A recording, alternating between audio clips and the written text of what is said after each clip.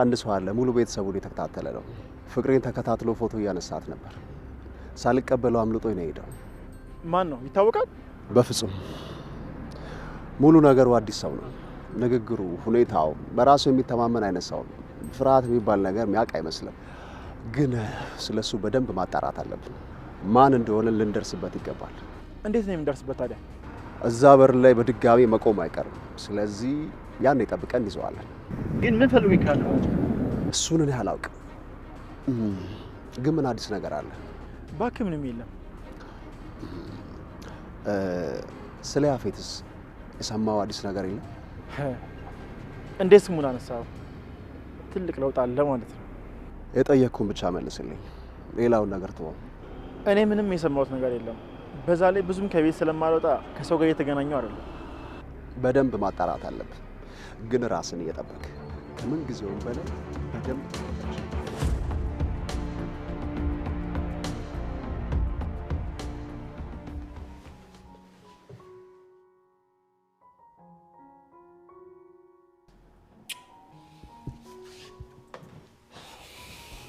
ይህን ያህል ጊዜ ያዝነሻል፣ ይበቃሻል። የሆነ መወስድሽ ቦታ አለ። አሁን ለገኒ ሳልነግራት ብለሽ ከሆነ እንደውላታለን። ሰላም ጤና ይስጥልኝ ውድ የሐረግ ድራማ ቤተሰቦች እንዲሁም የኔ ቻናል ተወዳጆች ቤተሰቦቼ እንዴት አላችሁልኝ? ሐረግ ድራማ እንግዲህ በክፍል 139 ላይ በጣም ብዙ አስገራሚ ነገሮች ታይተዋል። በጣም ብዙ ደግሞ አዳዲስ ተዋናዮችም አሉ ማለት ነው። ከቤዛ ውጭ እንግዲህ እዛ ድራማ ላይ ያሉት በእርግጥ ቤዛና ፍቅረኛዋ ማለት ነው ናኦድ እንዲሁም ደግሞ እህቱ የሉም። ከዛ ውጭ ያሉት ግን የሞቱትም እንደ አዲስ እየተነሱ ማለት ነው። ያበደችውም ሉሊትም እንግዲህ ወደ ድራማው አሁን ላይ ጤናዋ መጀመሪያም ቢሆን ያበደች አይመስለንም፣ ሸውዳናለች ማለት ነው። ጺም እንግዲህ እንዳበደች አይተን ነበረ። ነገር ግን ደህና ናት። ጭራሽ አሁን ላይ ሰካራምና ዱርዬ ሆናለች። ቢኒ እንደ ሞተ ነበር የምናውቀው። እንግዲህ በምዕራፍ 1 ላይ ጺ በጣም ስትሰቃይና ቢኒ ከሞተ እንደቆየ ሲነግሩን ነበረ። ነገር ግን ቢኒ በህይወት አለ። እንግዲህ ጺን እየተከታተለና ጺ ላይ ስለሚደርሰው ነገር ኃላፊነት እየወሰደ አሁን ላይ ከያፌት ጋራ ይሰራ የነበረውም ታሪኩ እሱም ወደ ድራማው ተመልሶ መጥቷል። ሉሊትም ደግሞ አበደች ከተባለች በኋላ አሁን ላይ ሆን ብላ እንዳበደች እንጂ በፍጹም ሙሉ ለሙሉ አላበደችም። የሆነ ተንኮል እያሰበች እንደሆነ አይተናል። ሌላው ደግሞ ናታን ነው። ናታን እንደምናስታውሰው እንግዲህ ናታን ናኤፍ ሆኖ ከሆነች ሴት ጋር ይሰራ ነበረ። እሷም ደግሞ የናኦድ እናት ናት። እሷ በጣም ብዙ ወንጀል የሰራችና የኤፍራታ ደግሞ የአባቷ ሚስት ወይም ደግሞ የወንድምና የእህቷ እናት ናት ማለት ነው። እናም እንግዲህ እሷም ታስራ ነበረ። አሁን ላይ እስሯን ጨርሳ ከእስር ልትወጣ ነው። ነገር ግን ልጆቿ ድራማው ላይ አብረው ይመጡ ይሆን? እሱ ሌላ ጥያቄ ነው። ነገር ግን አሁን ላይ ሐረግ ድራማ ላይ ትንሽ ሊገባን ያልቻለ አንድ ሰው እያለ እንደ ስስት እየተቀያየረ እነሱ ጋር እነ ኤፍራታ ጋር ሲሆን የሆነ የኔ ቢጤ መስሎ ልክ የዱርዬ ወይም ደግሞ የደሃ ልብስ ይለብስና እነሱ ጋር ይሄዳል።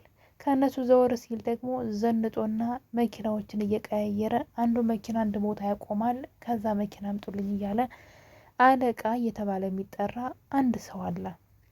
የዚህ ሰውዬ ነገር ለሁላችንም እንቆቅልሽ ሆኖብናል። ማን ነው?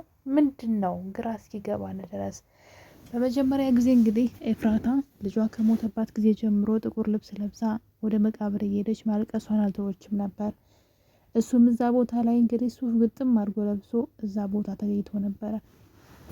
ነገር ግን ኤፍራታን ሲያያት እዛው መቃብር ቦታ በመሄድ በመኪና ውስጥ ገብቶ ልብሱን ቀይሮ የሆነ ቱታና ብቻ የሆነ ደሃ ሰው የሚለብሳት አይነት ልብስ ለብሶ ወደ ኤፍራታ ይጠጋል። ኤፍራታ ደግሞ ራሷን መቆጣጠር ስላልቻለች ልትወርቅ ስትል ይደግፋትና እቤቷ ድረስ እንግዲህ ይሄዳል፣ አብሮ ይሸኛታል። በቀጣይ ቀን ግን ስላልመጣች ተከታትሏት እንደዚሁ በነጠላ ጫማ እየፏቀቀ ይከተላት ነበረ። እሷም እንግዲህ ከሱቅ ቆይታ ስትወጣ ታየውና ለምንድን ነው የምትከታተለኝ ስትለው አይ ዛሬ እኮ መቃብር ቦታ ስላልመጣች ነው ደህና ነሽ ወይ እያለ እንግዲህ እሷን በፍቅር አይን እያያት ይገኛል።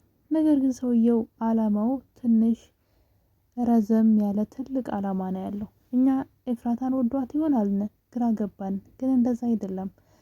ጭራሽ አሁን ላይ ነገሩን እንደውም ባስ አድርጎታል። እናም እንግዲህ ወደ ቤቱ በመመለስ እህቱን በመጀመሪያ ፂን ውጭ ላይ ያያትና ፎቶ ሲያነሳት አይተን ነበረ። ፎቶ ሲያነሳት ደግሞ ቢኒያም አይቷል። እናም እንግዲህ ቢኒያም ፎቶውን እንዲሰጠው ብሎ ሄዶ ቢያስፈራራውም ግን ሰውየው በራሱ የሚተማመንና ቀላል ሰው እንዳልሆነ ቢኒ አይቶታል። ቢኒም በቁሙ ነበር ያፈረጠው። እናም ፎቶውን ሳይቀበለው ሄደ። ሰውየው ግን ፎቶውን ወስዶ ለእህቱ ይችን ልጅ እንድትከታተያትና እንደ ጓደኛ እንድትቀርቢያት እፈልጋለሁ በማለት እንግዲህ ለእህቱ ይነግራታል።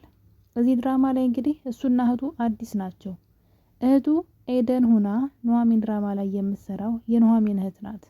እዚህ ላይ በጣም ነው ደስ የምትለው፣ ስርዓት ያላት የተረጋጋች፣ በዛ ላይ በጣም ቆንጆ ናት። ኑሐሚን ላይ የምታስጠላው ምንድነው? ጸባይዋ ነው። ጸባይዋ መጥፎ ስለሆነ የምትሰራው ስራ ራሱ መጥፎ ምንም ጥሩ ነገር የለውም እና ከዛ እንግል ነው እንጂ በጣም ቆንጆ ናት። እዚህ ላይ እንግዲህ እህትና ወንድሙ ነው መጥተዋል እና በጣም ጥሩ ልብ ያላት ትመስላለች። ነገር ግን ጽዮንን እንደ ጓደኛ እንድትቀርባትና እዛ ቤት እንድትገባ ከዛ በኋላ እነሱ ቤት እነ ናታን ቤት ማለት ነው ምን እንደሚካሄድ እንድትሰደልለትና ሌሎች ነገሮችንም ደግሞ አድርግ የምልሽን ታደርጊያለሽ። ስለዚህ ጽዮን እንደ ጓደኛ ቀርበሽ እዛ ቤት ግቢ እያለ ነው እንግዲህ። ሰውየው የዋዛ አይደለም። ሲጀምር ኤፍራታን በመከታተል ነበር ጉዳዩን የጀመረው። ከዛ በራቸው ድረስ በመሄድ ቤታቸውን በማጥናት አሁን ላይ ደግሞ እህቱ የጽዮን ጓደኛ ሆና ስለ እነሱ ቤት እንድታጣራለትና እዛ ቤት እንድትገባ አንድ ጉድ እየመጣ ነው። ብቻ ምን አለፋችሁ የሆነ ጉድ ከኋላቸው እየመጣ ነው። እና ኤፍራታ ቤት የሚገባ የሆነ ተአምር አለ። ብቻ ክፉ ይሁን ደግ ባናውቀውም በእርግጥ እዛ ቤት ጥሩ ነገር ገብቶ አያውቅም።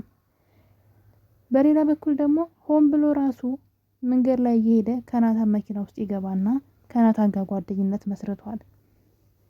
ኤፍራታ ግን ይሄ ነገር አልተዋጠላትም። ምክንያቱም በተደጋጋሚ ሰውየው ይከታተላት ነበር። በመጨረሻ ደግሞ ናታን ገጨ ብሎ ጭራሽ ቤታቸው ገብቷል። ይህን ነገር ኤፍራታ ስታይ ደስተኛ አይደለችም። ማነህ? ምንድነው አላማ? እየተከታተልከን ነው ወይ? የሆነ ማሴር አለህ እያለች ጥርጣሬዋን ግን አልተወችም። ኤፉዬ በርቺ ጎበዝ። ናታን ደግሞ ለኤፍራታ ስጦታ ሰጥቷታል። ከዚህ በኋላ ለብዙ ጊዜ ጥቁር ለበሽ ይበቃል፣ ከዚህ በኋላ እንደዚህ ሁኝ ብሎ ደስተኛ እንድትሆኝ ይፈልጋለሁ ብሎ ሰላማቸውን በመመለስ አብረው እንዲሆኑና ጥቁሯን ልብሷንም እንድታነሳ አድርጓታል። ይሄ በጣም ደስ የሚል ነው። ሴትዋ ግን ከዛ ከእስር ቤት ስትወጣ አለቃችሁም እያለ ነው እንግዲህ። እኔ ጥያቄ የሆነብኝ ያቺ የነ ናኦድ እናት ናት እንዴ የያፌትን ልጅ የናታንን ልጅ የገደለችባቸው? ትውጣ እንጂ አለቃትም። ልጅን ያሳጡኝን ሁሉ ጨርሳቸዋለሁ እያለ ነው። ታዲያ ያቺ ሴት ልጁን አስገድላበታለች እንዴ? እንዴት አስገድላለች? የሱ ልጅ ማለት እኮ ማለት የልጆቿ ምንድን ነው የሚባለው? ልጆቿ አክስት የሆኑለት ማለት ነው። የኤፍራታ ልጅ ማለት ለናኦድ ምን ነው አጎት ነው አይደለ?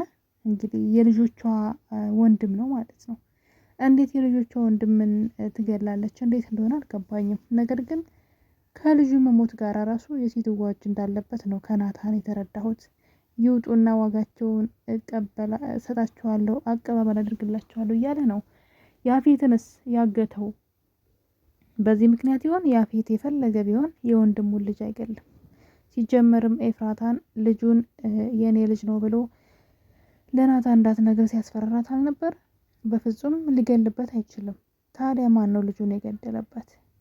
ምናልባት ይሄ አሁን እየተከታተላቸው ያለው ሰው ይሆን? ማንነቱን ደብቆ የሆነ የዋህ ምስኪን መስሎ ተደብቆ እየተከታተላቸው ያለ ሰውዬ፣ ወይስ ያቺ ኤፍራታ የአባቷ ሚስት እንጀራ እናቷ ትሆን?